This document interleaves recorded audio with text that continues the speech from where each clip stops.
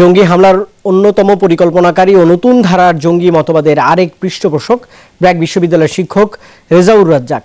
এমন তথ্য পেয়েছেন গোয়েন্দারা। তার বিরুদ্ধে 2 বছর আগে উগ্রপন্থী মতবাদ প্রচারের অভিযোগ এনে স্বরাষ্ট্র মন্ত্রণালয়ে রিপোর্ট দেয় একটি গোয়েন্দা সংস্থা। সম্প্রতি পিএইচডি ডিগ্রির নাম করে মালয়েশিয়া পাড়ি জমিয়েছেন এই শিক্ষক। ব্র্যাক বিশ্ববিদ্যালয়ের স্কুল অব বিজনেস স্টাডিজের সহযোগী অধ্যাপক রেজাউর রাজ্জাক গোয়েন্দা সূত্র মতে 80-র দশকে যুক্তরাষ্ট্রে পড়াশোনার সময় উগ্রবাদে দীক্ষিত হন।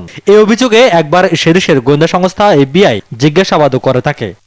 এরপর দেশে ফিরে গোপনে শুরু করেন জঙ্গি কার্যক্রম পরিচালনা, প্রতিষ্ঠা করেন resource centre for unity development নামের একটি এনজিও, যার মাধ্যমে জঙ্গি অর্থায়ন করা হতো বলে অভিযোগ রয়েছে। এই সংস্থার সহ প্রতিষ্ঠাতা আব্দুর রশিদের জামাতা হচ্ছেন তেহজিব করিম, যাকে 2010 সালে ইয়েমেনে গ্রেফতার করা হয় জঙ্গি সংশ্লিষ্টতায়। রেজাউর রাজ্জাক 2007 সালে জেএমবির আদলে গড়ে তোলেন জামাতুল মুসলিমিন নামের একটি জঙ্গি সংগঠন।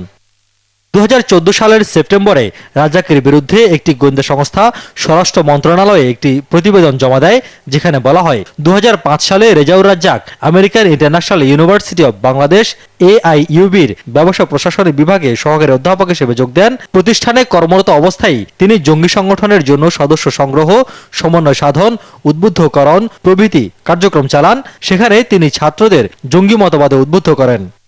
2012 সালে সহকারী অধ্যাপক হিসেবে যোগ দেন ব্র্যাক বিশ্ববিদ্যালয়ে, পরে পদোন্নতি পেয়ে হয়েছেন সহযোগী অধ্যাপক।